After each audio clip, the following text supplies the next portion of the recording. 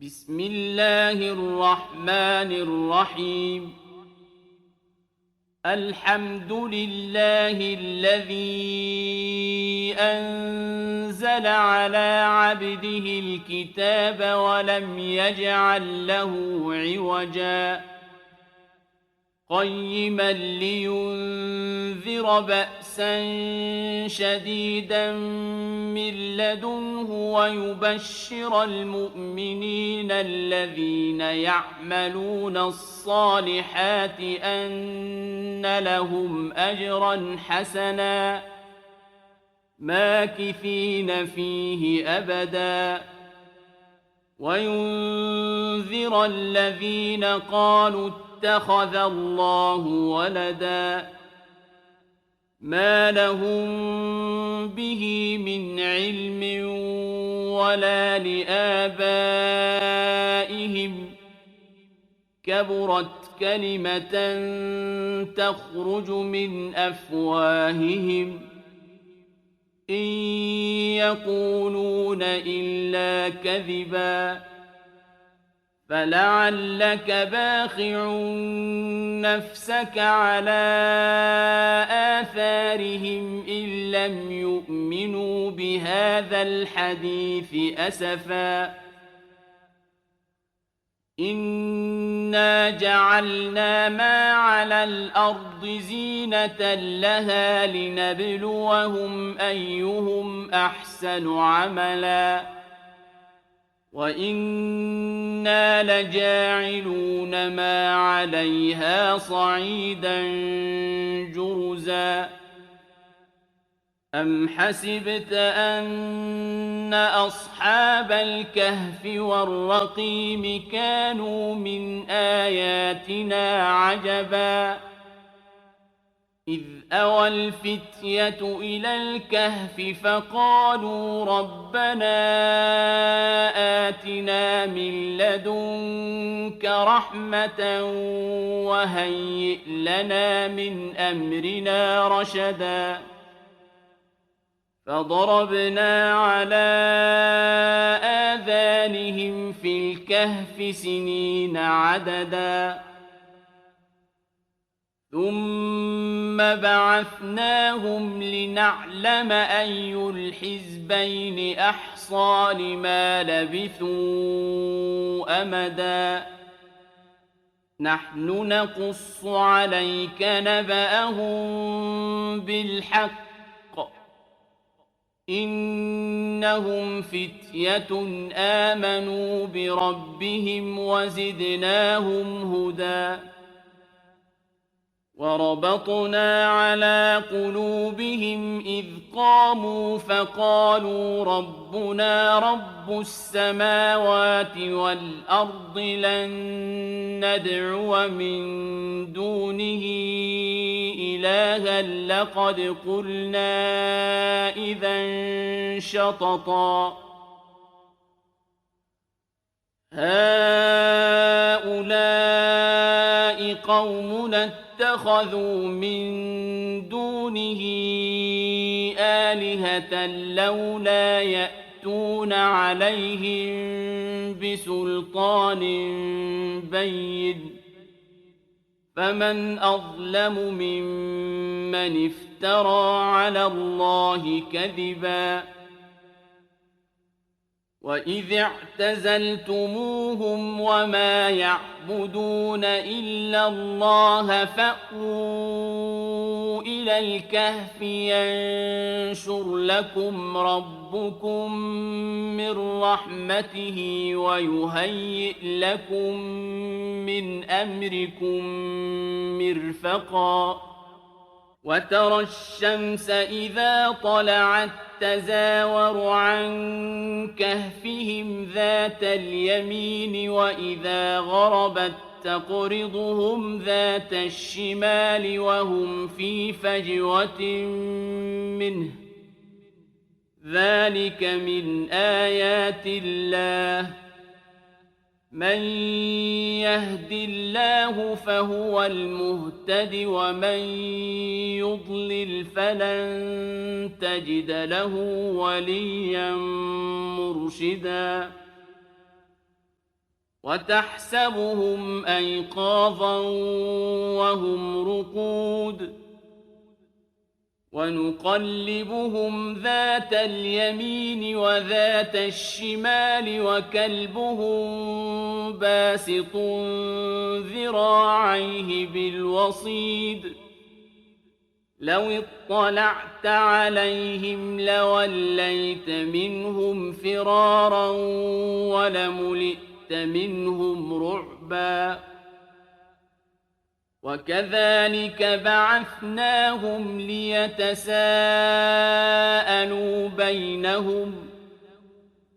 قال قائل منهم كم لبثتم قالوا لبثنا يوما أو بعض يوم قالوا ربكم أعلم بما لبثتم فابعثوا أحدكم بورقكم هذه إلى المدينة فلينظر أيها أزكى طعاما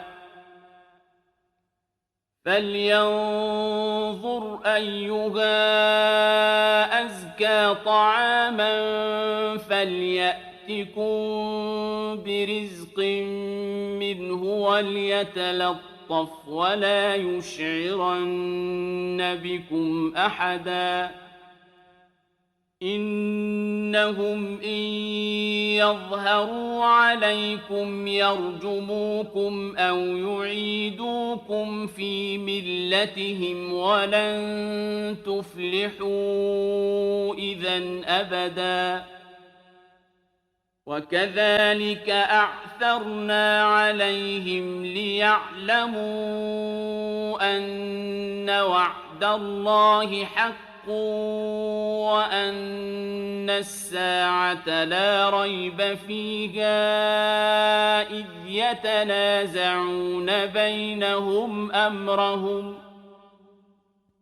يتنازعون بينهم أمرهم فقالوا ابنوا عليهم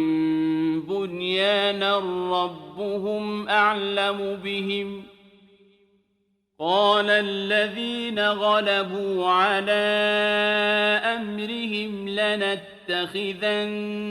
عليهم مسجدا سيقولون ثلاثة رابعهم كلبهم ويقولون خمسة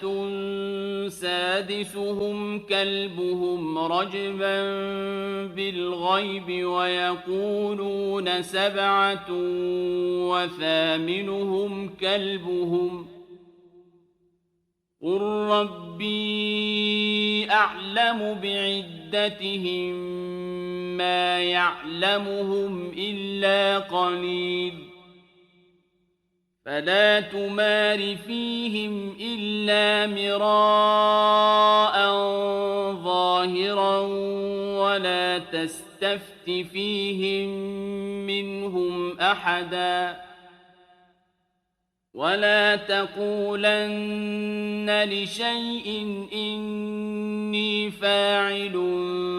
ذلك غدا إلا أن يشاء الله واذكر ربك إذا نسيت وقل عسى أن يهديني ربي لأقرب من هذا رشدا ولبثوا في كهفهم 300 سنين وازدادوا 9 قل الله أعلم بما لبثوا له غيب السماوات والأرض أبصر به وأسمع ما لهم من دونه من ولي ولا يشرك في حكمه أحدا واتل ما أوحي إليك من كتاب ربك لا مبدل لكلماته ولن تجد من دونه ملتحدا واصبر نفسك مع الذين يدعون ربهم بالغداة والعشي يريدون وجهه ولا تعد عيناك عنهم تريد زينة الحياة الدنيا ولا تطع من أغفلنا قلبه عن ذكرنا واتبع هواه وكان أمره فرطا وقل الحق من ربكم فمن شاء فليؤمن ومن شاء فليكفر إنا أعتدنا للظالمين نارا أحاط بهم سرادقها وإن يستغيثوا يغاثوا بماء كالمهل يشوي الوجوه بئس الشراب وساءت مرتفقا إن الذين آمنوا وعملوا الصالحات إنا لا نضيع أجر من أحسن عملا أولئك لهم جنات عدن تجري من تحتهم الأنهار يحلون فيها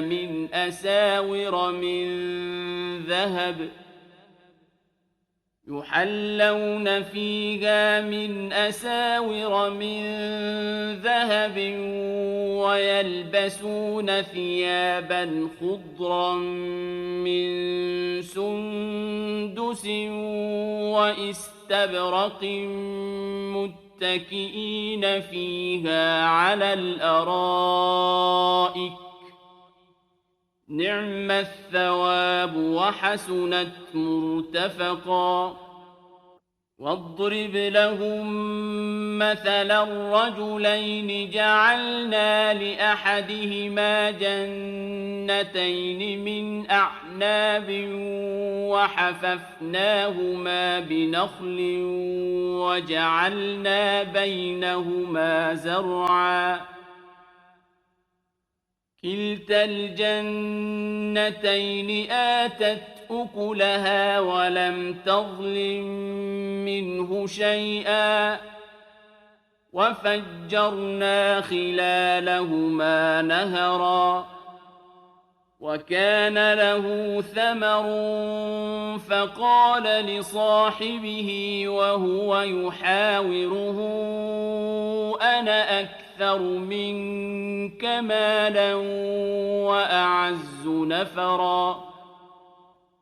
ودخل جنته وهو ظالم لنفسه قال ما أظن أن تبيد هذه أبدا وما أظن الساعة قائمة ولئن رددت إلى ربي لأجدن خيرا منها منقلبا قال له صاحبه وهو يحاوره أكفرت بالذي خلقك من تراب ثم من نطفة ثم سواك رجلا لكن هو الله ربي ولا أشرك بربي أحدا ولولا إذ دخلت جنتك قلت ما شاء الله لا قوة إلا بالله إن ترني أنا أقل منك مالا وولدا فعسى ربي أن يؤتيني خيرا من جنتك ويرسل عليها حسبانا من السماء فتصبح صعيدا زلقا أو يصبح ماؤها غورا فلن تستطيع له طلبا وأحيط بثمره فأصبح يقلب كفيه على ما أنفق فيها وهي خاوية على عروشها ويقول يا ليتني لم أشرك بربي أحدا ولم تكن له فئة ينصرونه من دون الله وما كان منتصرا هنالك الولاية لله الحق هو خير ثوابا وخير عقبا واضرب لهم مثل الحياة الدنيا كماء إن أنزلناه من السماء فاختلط به نبات الأرض فأصبح هشيما تذروه الرياح وكان الله على كل شيء مقتدرا المال والبنون زينة الحياة الدنيا والباقيات الصالحات خير عند ربك ثوابا وخير أملا ويوم نسير الجبال وترى الأرض بارزة وحشرناهم فلم نغادر منهم أحدا وعرضوا على ربك صفا لقد جئتمونا كما خلقناكم أول مرة بل زعمتم أن لن نجعل لكم موعدا ووضع الكتاب فترى المجرمين مشفقين مما فيه ويقولون يا ويلتنا ما لهذا الكتاب لا يغادر صغيرة ولا كبيرة ويقولون يا ويلتنا ما لهذا الكتاب لا يغادر صغيرة ولا كبيرة إلا أحصاها ووجدوا ما عملوا حاضرا ولا يظلم ربك أحدا وإذ قلنا للملائكة اسجدوا لآدم فسجدوا إلا إبليس كان من الجن ففسق عن أمر ربه أفتتخذونه وذريته أولياء من دوني وهم لكم عدو بئس للظالمين بدلا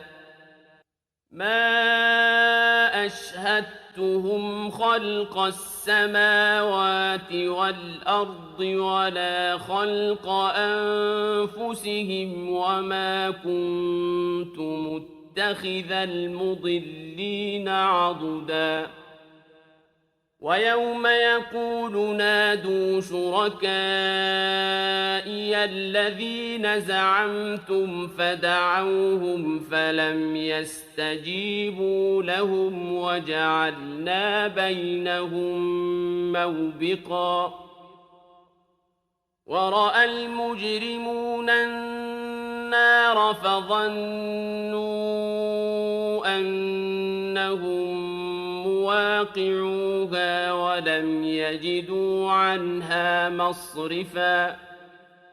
ولقد صرفنا في هذا القرآن للناس من كل مثل وكان الإنسان أكثر شيء جدلا وما منع الناس أن يؤمنوا إذ جاءهم الهدى ويستغفروا ربهم إلا أن تأتيهم سنة الأولين أو يأتيهم العذاب قبلا وما نرسل المرسلين إلا مبشرين ومنذرين ويجادل الذين كفروا بالباطل ليدحضوا به الحق واتخذوا آياتي وما أنذروا هزوا ومن أظلم ممن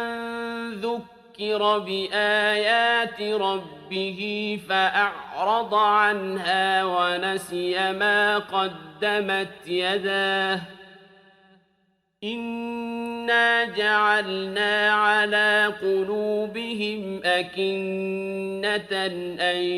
يفقهوه وفي آذانهم وقرا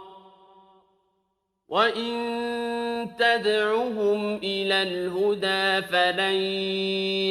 يهتدوا إذا أبدا وربك الغفور ذو الرحمة لو يؤاخذهم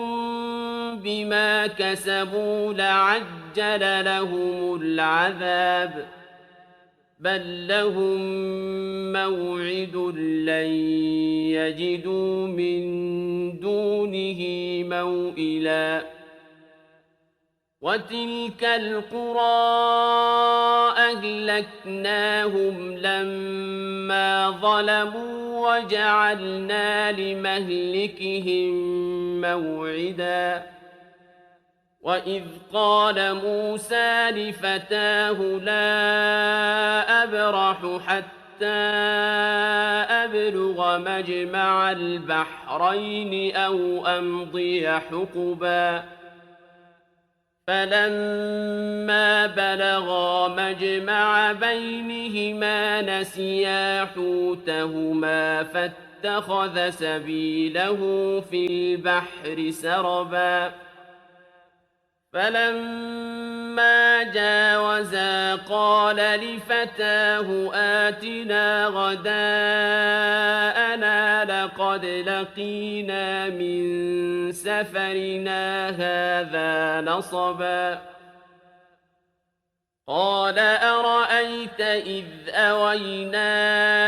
إلى الصخرة فإني نسيت الحوت وما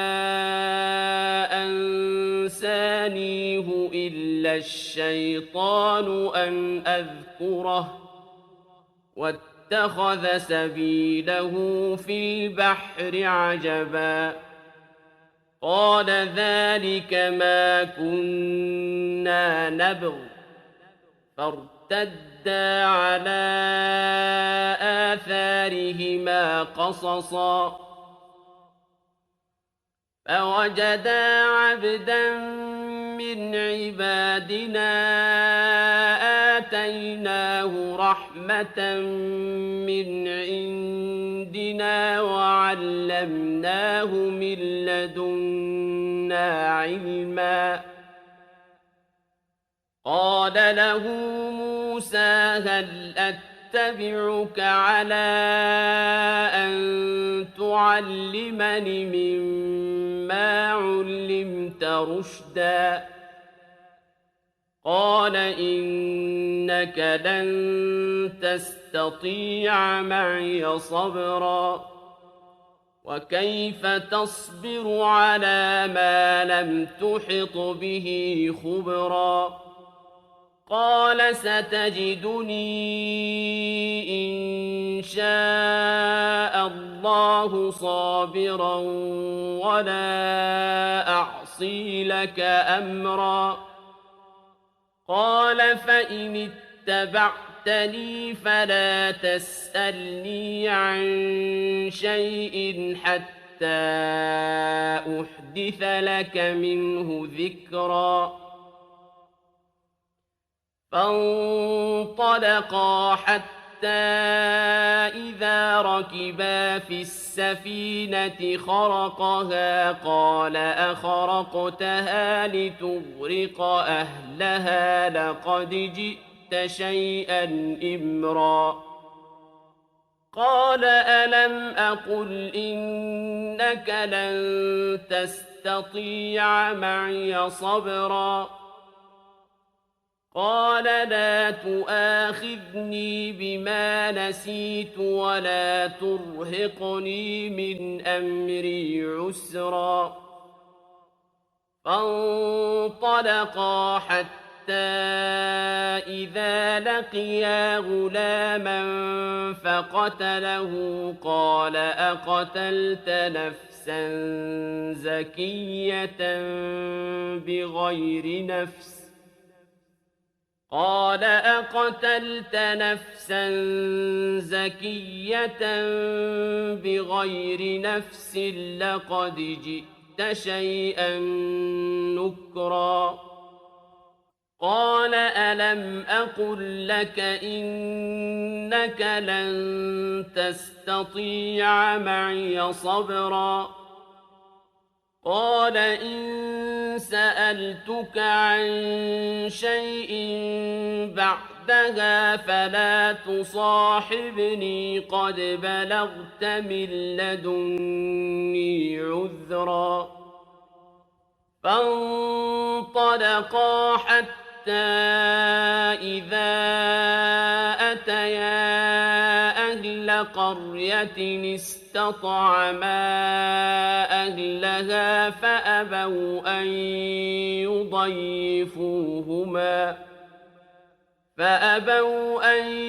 يضيفوهما فوجدا فيها جدارا يريد أن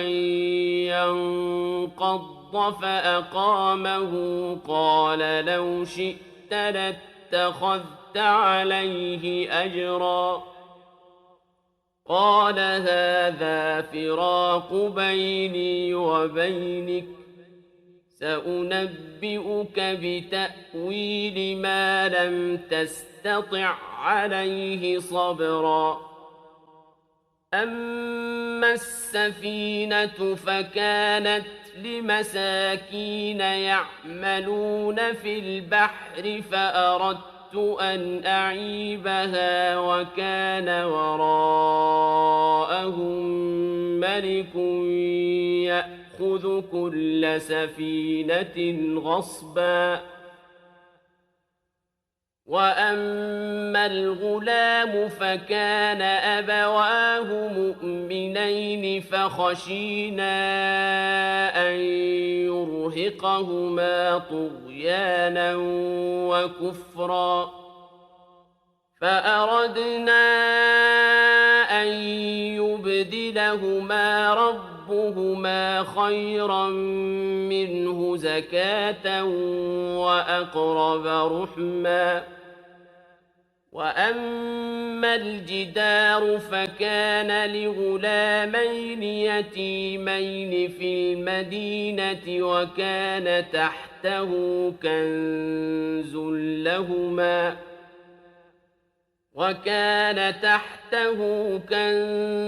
لهما وكان أبوهما صالحا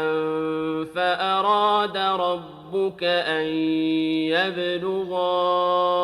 أشدهما ويستخرجا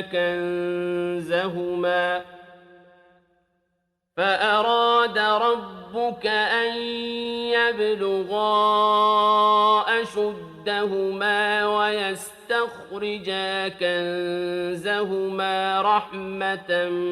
من ربك وما فعلته عن أمري ذلك تأويل ما لم تسطع عليه صبرا. ويسألونك عن ذي القرنين قل سأتلو عليكم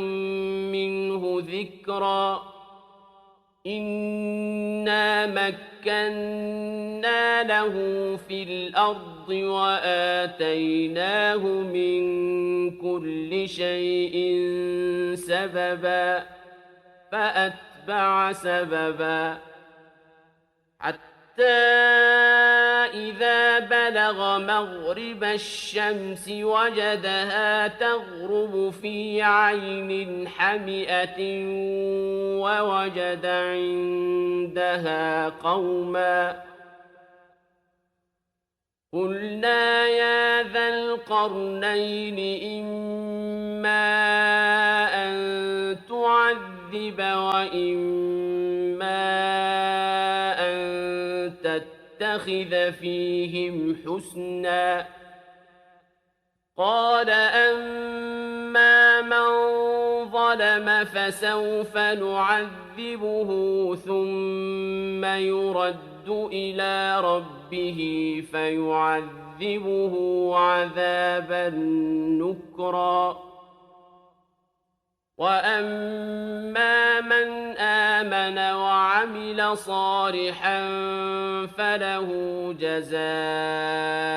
الحسنى وسنقول له من أمرنا يسرا. ثم أتبع سببا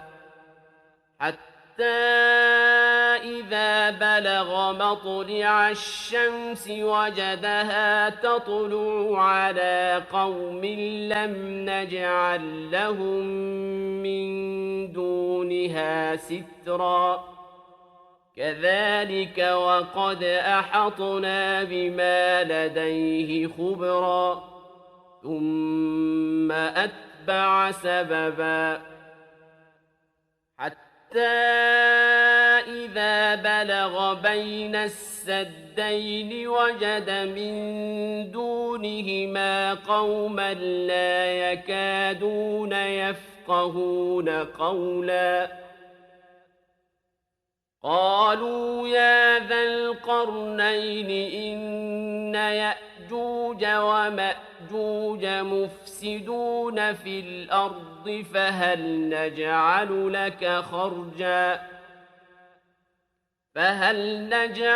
لك خرجا على أن تجعل بيننا وبينهم سدا. قال ما مكني فيه ربي خير فأعينوني بقوة أجعل بينكم وبينهم ردما.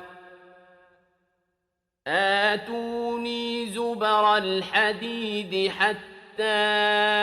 إذا ساوى بين الصدفين قال انفخوا حتى إذا جعله نارا قال آتوني أفرغ عليه قطرا فما استطاعوا أن يظهروه وما استطاعوا له نقبا قال هذا رحمة من ربي فإذا جاء وعد ربي جعله دكاء وكان وعد ربي حقا وتركنا بعضهم يومئذ يموج في بعض ونفخ في الصور فجمعناهم جمعا وعرضنا جهنم يومئذ للكافرين عرضا الذين كانت أعينهم في غطاء عن ذكري وكانوا لا يستطيعون سمعا أفحسب الذين كفروا أن يتخذوا عبادي من دوني أولياء إنا أعتدنا جهنم للكافرين نزلا قل هل ننبئكم بالأخسرين أعمالا الذين ضل سعيهم في الحياة الدنيا وهم يحسبون أنهم يحسنون صنعا أولئك الذين كفروا بآيات ربهم ولقائه فحبطت أعمالهم فلا نقيم لهم يوم القيامة وزنا ذلك جزاؤهم جهنم بما كفروا واتخذوا آياتي ورسلي هزوا إن الذين آمنوا وعملوا الصالحات كانت لهم جنات الفردوس نزلا خالدين فيها لا يبغون عنها حولا قل لو كان البحر مدادا لكلمات ربي لنفد البحر قبل أن تنفد كلمات ربي ولو جئنا بمثله مددا قل إنما أنا بشر مثلكم يوحى إلي أنما إلهكم إله واحد فمن كان يرجو لقاء ربه فليعمل عملا صالحا ولا يشرك بعبادة ربه أحدا